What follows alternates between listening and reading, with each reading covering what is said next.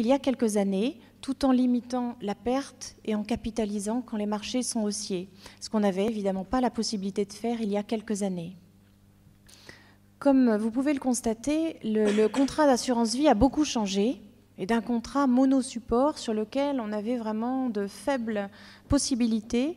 Aujourd'hui, on peut tout à fait transmettre, on peut placer des options pour piloter soi-même son contrat, on peut en donner la gestion à des professionnels, on peut ouvrir même plusieurs contrats pour faire plusieurs choix d'investissement, on peut transmettre facilement son argent sans passer par notaire, donc sans honoraire, et on peut également disposer de cet argent de la manière la plus souple qui soit, sans réaliser des avances, des prêts ou autres.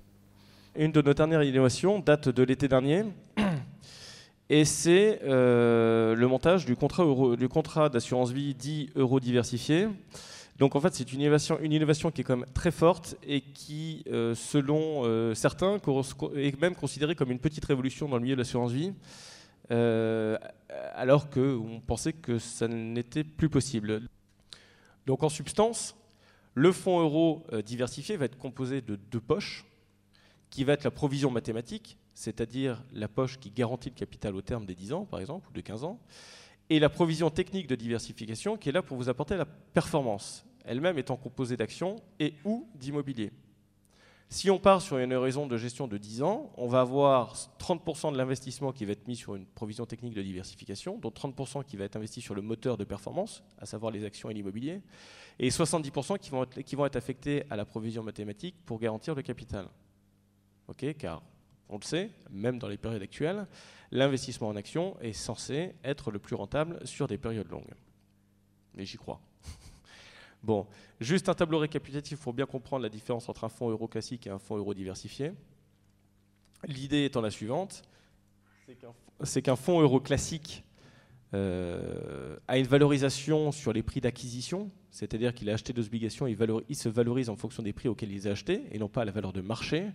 L'idée du fonds euro diversifié, c'est de dire j'ai des actifs, des actions, de l'immobilier, des obligations, et je les valorise à leur valeur réelle. Ce qui veut dire que la performance qui est donnée sur le fonds euro diversifié est la vraie valeur du fonds et donc la vraie performance de votre investissement. Un contrat euro diversifié, c'est-à-dire un contrat qui détient un fonds euro diversifié à la place du fonds euro classique, peut, si l'assureur le souhaite, ne pas avoir de valeur de rachat pendant une durée maximum de 10 ans.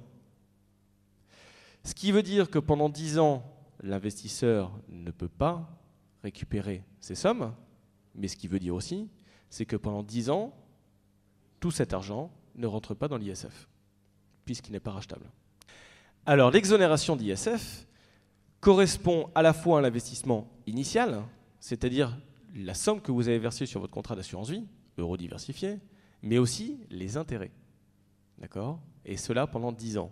Au terme des 10 ans, le contrat redevient un contrat d'assurance vie classique et re-rentre dans l'ISF. Juste pour conclure cette table ronde de Sylvie et Claude, c'est Claude qui commence. C'est Claude qui commence. Quels sont les avantages justement de passer par un conseiller en gestion de patrimoine indépendant dans le cadre d'une souscription de produits d'assurance vie, en rappelant qu'on peut souscrire autant de produits, autant de contrats qu'on veut en fonction de ses objectifs et de ses attentes. En ce qui concerne l'assurance vie plus spécifiquement, en fait, notre rôle est d'être là non seulement à la souscription, mais ça vous savez qu'il n'y a aucun problème pour avoir quelqu'un quand on souscrit un contrat quel qu'il soit, mais d'être là ensuite et notamment aussi au dénouement, puisqu'en assurance vie, vous l'avez compris, le dénouement est toujours très important. Alors d'abord, bien sûr, avant d'ouvrir un contrat d'assurance vie, on va déterminer avec vous vos objectifs, puisqu'en fait il y a de très nombreux contrats d'assurance vie avec des spécificités qu'on a essayé de vous expliquer, et il y en a encore bien d'autres qu'on n'a pas développées aujourd'hui. Mais donc, avant de choisir un contrat, on va faire un bilan avec vous pour déterminer quels sont vos besoins et quelle est votre situation patrimoniale. On va aussi, puisque vous l'avez vu, il y a de nombreux produits financiers à l'intérieur des contrats, on va déterminer ce qu'on appelle votre profil financier, c'est-à-dire le degré de risque que vous acceptez de prendre ou pas à l'intérieur de votre contrat. Ce n'est pas une mince affaire aussi de vous guider quant au choix de l'assureur. Il y a beaucoup d'assureurs sur le marché, il y a des banques assureurs, tous ne proposent pas la même chose. Donc on va essayer de vous éclairer là encore pour vous dire, en fonction de vos objectifs, là où vous allez mieux les réaliser. Le contrat, bien évidemment, puisque même si vous avez choisi un assureur qui vous convient, pas forcément tous les contrats de cet assureur peuvent vous convenir. Donc là encore, notre sélection sera faite pour répondre au mieux à vos besoins.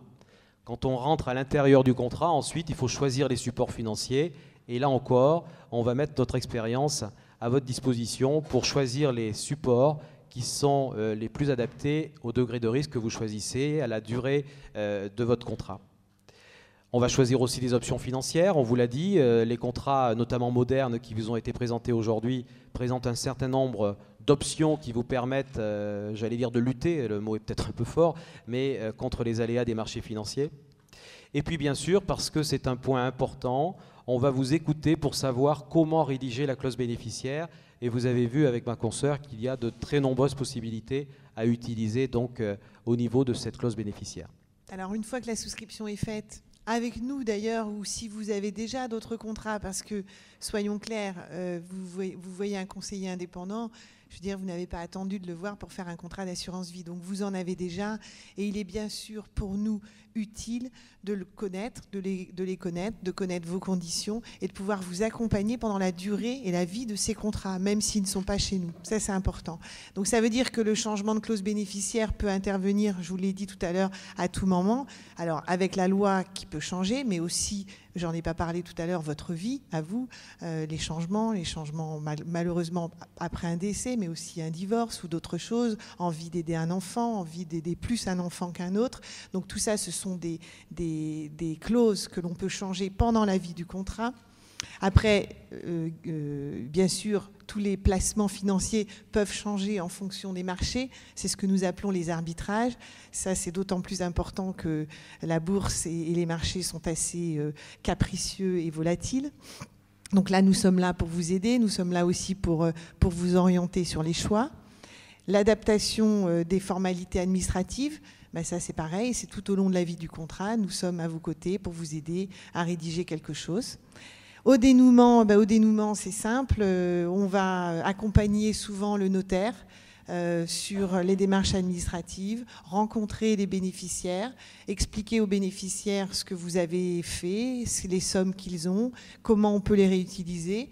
On peut peut-être ressouscrire un contrat d'assurance ou les aider à faire d'autres choses avec l'argent. Donc voilà, c'est un peu l'idée qu'on a voulu développer, c'était de vous montrer qu'il y avait une pérennité dans le conseil et ce n'est pas seulement à la souscription que vous avez besoin d'un conseiller.